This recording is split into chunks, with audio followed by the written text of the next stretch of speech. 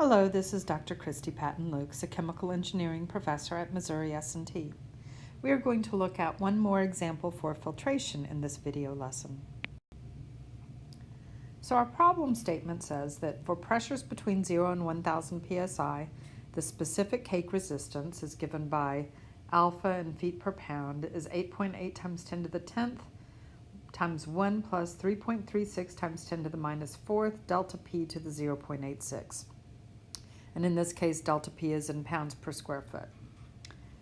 A slurry of this material yields 3 pounds of cake solids per cubic foot of filtrate. And we want to filter this at a constant pressure drop of 70 psi and 70 degrees Fahrenheit. The resistance of the filter medium is given as 1.2 times 10 to the 10th per foot. And we are asked to determine the filter surface area in square feet required to give 1,400 gallons of filtrate in a 1-hour filtration.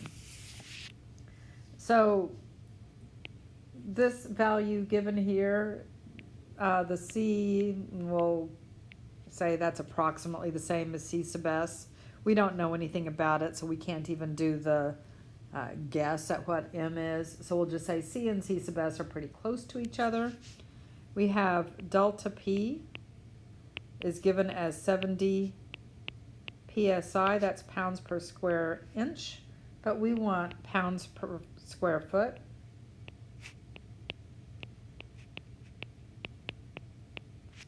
And so 10,080 pounds force per square foot.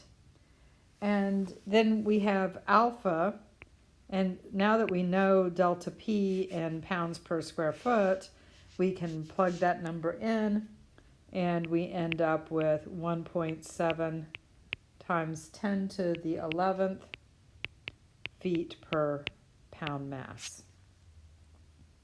And in this particular case, we're wanting to process a volume of 1,400 gallons.